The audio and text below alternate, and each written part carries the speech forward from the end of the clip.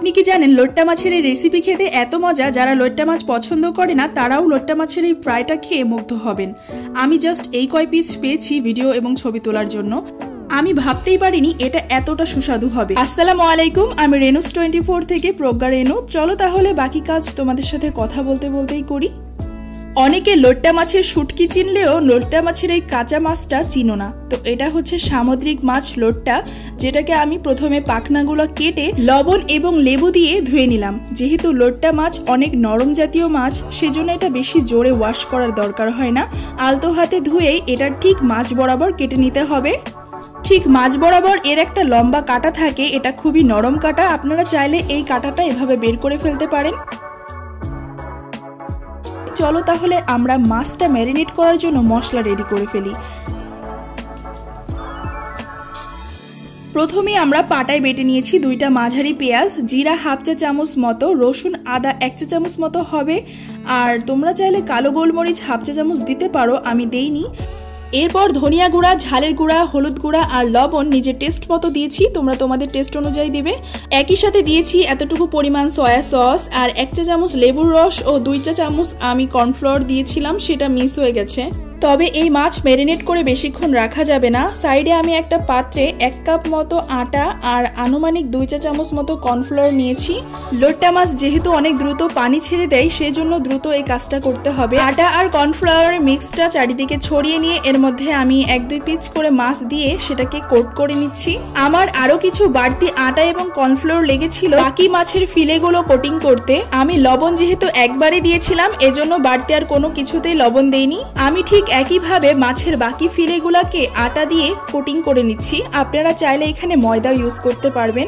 এরই ফাঁকে আমি জানতে চাই আপনি আমার ভিডিওটা ঠিক কোথা থেকে দেখছেন, কমেন্ট করে অবশ্যই জানিয়ে দিবেন। এরপর আমরা একটা ব্যাটার রেডি করে নিব। এটার মধ্যে মাছটাকে চুবিয়ে আরো একবার কোট করতে হবে। সেজন্য ম্যারিনেট করা মাছগুলা তুলে নেবার পর যে মশলাটুকু অবশিষ্ট ছিল সেইটা ঢেলে নিলাম। এর মধ্যে পরিমাণ মতো আটা এবং যদি দরকার হয় তাহলে পানি মিক্সড করে ব্যাটারটা রেডি করে নেবেন। এই সাইডে ব্রেড ক্রাম আমি একটা প্লেটে ছড়িয়ে নিচ্ছি। এটা আমার বাসায় রেডি করা ব্রেড ক্রাম। যদি আপনি এটা বানাতে না জানেন তাহলে আমাকে একটা কমেন্ট করে দিবেন, ইনশাল্লাহ পরবর্তী রেসিপিতে আমি এটা আপনাদেরকে জানাবো। এরপর লট্টা মাছের আটায় কোট করা ফিলেগুলো ব্যাটারে ডিপ করে ব্রেড ক্রামসে চেপে চেপে আবারও কোটিং করে নিচ্ছি। এখানে চাইলে আপনি বিভিন্ন শেপ দিতে পারেন। কিছু কথা বলে রাখি, ম্যারিনেট করা মাছগুলা সব একসাথে আটা বা ময়দার মধ্যে দিয়ে কোট করবেন না, এতে খুব বেশি সমস্যা হবে পরবর্তীতে। তো আমি এভাবেই একে একে সবগুলো বানিয়ে নিই। অনেকে লট্টা মাছ খেতে একেবারেই পছন্দ করেন না, কারণ এটা খুবই নরম মাছ। এই ফ্রাইটা আপনি একবার ট্রাই করে দেখতে পারেন, খুবই মজা লাগে।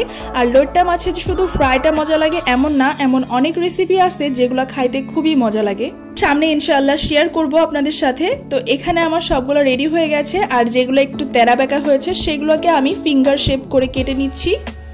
এইটাকে অনেকে লট্টার চিপসও বলে।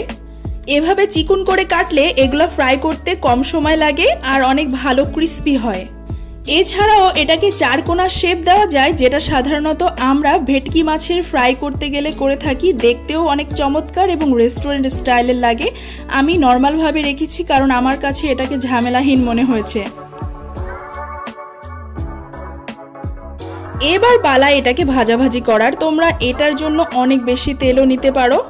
আমি ডিপ করে ভাজবো না, আমি অল্প তেল নিয়েছি এবং অবশ্যই আঁচটা লোতে রাখবে, না হলে ফট করে পুড়ে যাবে, যেহেতু উপরে ব্রেড ক্রামস দেওয়া। বেশি জোরে যদি আঁচটা দিয়ে দাও তাহলে উপর থেকে ব্রেড ক্রামস পুড়ে টেস্টটা নষ্ট হয়ে যাবে। যাদের কাছে অনেক সময়ের স্বল্পতা তারা চাইলে এটা অনেকখানি করে বানিয়ে ডিপ ফ্রিজ করে রাখতে পারো, পরবর্তীতে খালি বের করে তেলে ভেজে নেবে। এরপর এপিট ওপিট সুন্দর করে ভেজে নিলে তৈরি হয়ে গেল আমাদের লট্টা ফ্রাই। আপনি এটা গরম ভাতে কিংবা টমেটো সসে ডিপ করেও খেতে পারবেন, খুবই মজা লাগে। আমার বিশ্বাস যারা লট্টা মাছ পছন্দ করে না তারাও এই ফ্রাইটা খেয়ে পুরো ফিদা হয়ে যাবে। তাহলে দেরি কেন, রেসিপিটা শেয়ার করে রাখুন যাতে পরবর্তীতে হারিয়ে না যায়। Trust me, it tastes even better than it looks. Try this recipe at home and let me know how you liked it. Don't forget to follow for more home style recipes. Thank you so much.